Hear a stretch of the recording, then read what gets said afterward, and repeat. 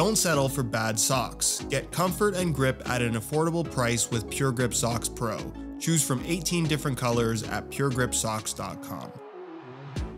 While they're on opposite ends of the spectrum when it comes to feel, the Predator 24 Elite FT and the Adidas F50 Elite are pretty well the two hottest boots on the market. So, how do they compare? Or perhaps more importantly, which one should you get if you know that you definitely want one of these two? When it comes to price, there's a little bit of variation within the Predator lineup in that obviously the FT version with the fold over flap tongue and the strap is the one that everybody wants, and it retails for $280. However, if you don't care as much for the tongue, you can save yourself 20 bucks and go for the regular Predator 24 Elite at $260, where the core model F50 Elite, which is just the low-cut version with the standard lacing system, retails for $260, whereas if you want a mid-cut version or even a laceless model, those are also available to you at the exact same price. Where, by the way, if you are interested in either of these boots or any of their variations, you can pick them up below their normal retail prices by way of some exclusive SR4U coupon codes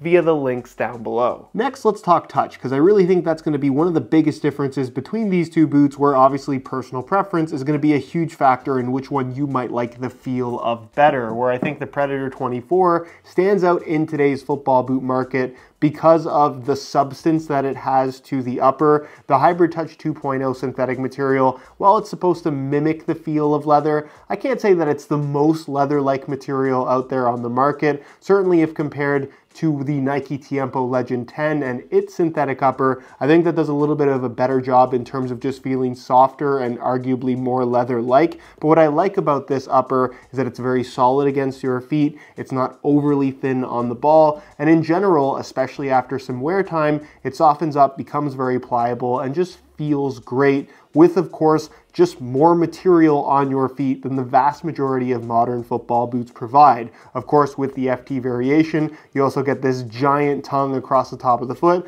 which effectively is just an extra layer of material existing for the sake of looks more than anything. They added some grip in the form of the Adidas logo as well as these grips on the side, so there is some more rubber and kind of stickiness to the upper in this area of the foot than if the tongue wasn't there. But generally, if you want a boot that isn't overly thin, that's pretty much what this does extremely well. Where the Fiber Touch upper of the F50 Elite is arguably a little bit less unique in terms of just being another thin synthetic upper trying to offer that barefoot feel. However, the barefoot feel that it does have on offer is arguably one of the best out there, with great pliability and generally just a little bit of extra softness that we haven't really had from the thin synthetic uppers that Adidas has had in their speed boot category for the last several generations. There really isn't much in the way of extra padding here whatsoever, so should you get stepped on, there's obviously a lot less protection. But if you like that close to the foot feel on the ball,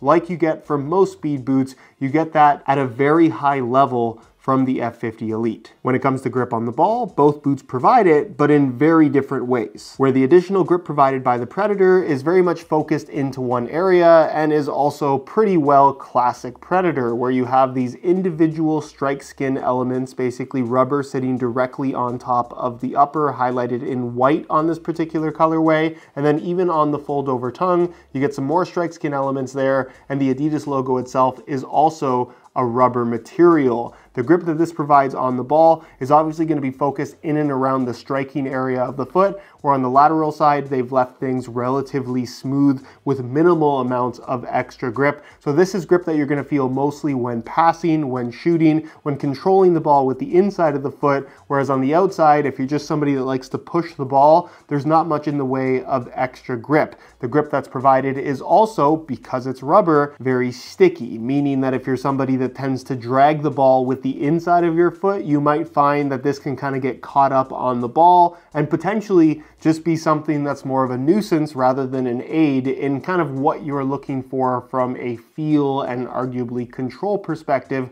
from your football boots. At the end of the day, grip is very much a personal preference thing, but I think you have to view the grip on the Predator as more of a striking / control element when it comes to actually receiving the ball, rather than something that's going to help you when the ball is at your feet. In other words, if you don't like having tons of grip in this area of the foot, you might not like the way that this feels. But if you're into that old school power boot feel where there's just so much extra grip, particularly when shooting, making generating spin on the ball that much easier, you're gonna love what these have on offer, and it really is a standout feature of the new Preds. Where the F50s, despite looking pretty smooth, feature a sprint web texturing scattered across the entirety of the upper. You can see it's made up of these tiny little strips that are pretty abrasive to the touch when you run your fingers along the upper. It gives it a little bit of that kind of almost sandpaper-like finish, something along the lines of what Nike used to have on the Phantom GT series, but just a little bit finer and arguably more effective overall, where the additional grip that you get here is noticeable without being sticky, and it gives the boot a really nice sense of control that you really won't find from any other upper in this thickness category. So you're getting that really raw barefoot feel like you weren't wearing any shoes at all, but with some additional grip on the ball that still allows you to drag the ball along the foot when dribbling if that's something that you like to do, but also feels like it's not allowing the ball to slide off your foot really easily. I would say it's the perfect amount of additional grip for somebody that typically doesn't like having additional grip on their boots. When it comes to sole plates and stud patterns, honestly, there isn't a huge difference here, which might come as a surprise to a lot of people. The F50 features their Sprint Frame 360 setup, where the Predators feature the Control Frame 2.0, both of which are solid one-piece plastic sole plates with external heel counters, as you can see. And what you're going to find as a main difference in the actual sole plate between these two is that the Preds are a little bit thicker and just a little bit more solid in feel. But in terms of overall flexibility, I wouldn't say that there's that much of a difference. You could make an argument that the F50 is a little bit more responsive and kind of springy in terms of the energy return that it provides, but this in the speed category isn't really a standout, which is why I don't think that's an element that should really be a deciding factor between these two. And then when you're talking about the FG stud patterns, as you can see, the layout is pretty well identical. You do get the one extra stud in between the front two on the F50s, and obviously there's some blades at the very front and the very back of the F50s as well, versus kind of more of a triangular shaped stud all the way through on the Predators, but the stud length and positioning is pretty well identical, making the overall performance really not feel that different whatsoever. I think it's fair to argue that the F50s offer more aggressive traction, but truthfully, if you were running around with a blindfold on, I think you'd have a hard time telling the difference between the two, or at least deciding which one offers more grip. And then there's the weight, where I don't think it should be that surprising that the F50 is the lighter football boot, but how big of a difference is there actually between these two?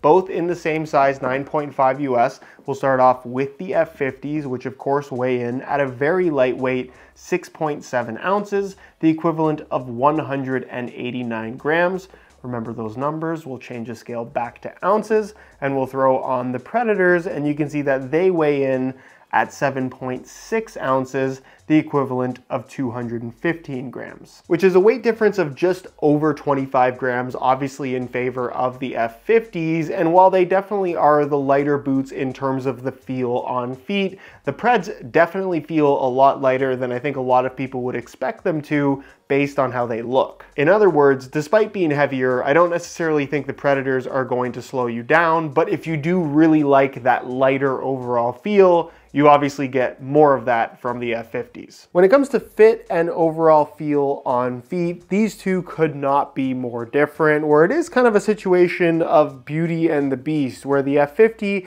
with its thinner, more pliable, and just generally more simple upper construction, I would argue feels more comfortable out of the box compared to the Predators, where when you compare the Preds, not just to the F50s, but to most other boots on the market right now, it really just has more of that kind of solid, I'm using the word substantial a lot, but it really does feel like there's more on your feet with these Predators than just about anything else currently on the market, which you might love or you might hate depending on personal preference. Certainly it's a stiffer football boot out of the box. Once broken in though, I think both of these boots are very comfortable and both fairly unique compared to most other options out there, and that they do have more traditional constructions where obviously it's a lacing system with a standalone tongue. Of course, you get the fold over flap on the Predator, and then on the F50, it is also a central lacing system with a tongue, although the compression fit system internally does make it a little bit non-traditional. Nonetheless though, they're pretty simple in terms of their overall constructions, and I think that does come through in the fit and feel of these boots in a very positive way. As far as overall width is concerned, there's actually not a gigantic width difference between these two, where they both have a snug overall fit. The shaping also isn't that dramatically different. So if you like that tighter overall fit, I definitely think the F50 would be the tighter fitting football boot, but again, not drastically different compared to the Predators, where again, the Preds, because of the stiffer, thicker material that you have to the upper, are going to require a little bit more break in time. Regardless, as long as you don't have excessively wide feet, both of these boots should work pretty well for you. And as far as sizing is concerned, I'm wearing both of them in my usual size 9.5 US, and the fit and the length is perfect. So regardless of which one that you opt for, going true to size is definitely what I would recommend. But certainly when you're talking about overall comfort, out of the box, it definitely goes to the F50. Once broken in though, it really does boil down to personal preference. So in conclusion, both the F50 and the Predator are fantastic football boots, two of the very best currently available in 2024, which is why choosing between them as far as suggesting that one is better than the other is pretty much an impossible task, just because of how different they are. And like I talked about at the very beginning of the video, you have to ask yourself, what are your own personal preferences? Because I can tell you, if you had the opportunity to try both boots, it's very likely that you would enjoy your experience in either of them. But if you can only choose one, it really does depend on what type of fit and feel that you're looking for to ultimately end up with the best possible experience. Where if you're looking for what is arguably the most unique football boot experience of 2024, I don't think you could go wrong with the Predators. They have a more solid feel than just about anything else, and the extra grip provided by the strike skin rubber elements really gives these that power boot vibe that we haven't had in the industry for quite a few years now, where the F50 is more of a good example of something that is lightweight, thin, comfortable, and dare I say, kind of on the simple side of things. It's a no-nonsense take on a pair of speed boots, which ultimately is kind of what made the original F50 Adizero so popular in the first place. If that's more your cup of tea, I think you'd much prefer the F50s. As for myself, I was a big power boot guy way back in the day. Old school Predators and Nike T90 lasers were totally my thing, so between these two, I would personally pick the Predators over the F50s, but like I've talked about throughout this entire video, there is not a bad choice between the two. It just depends on what you want.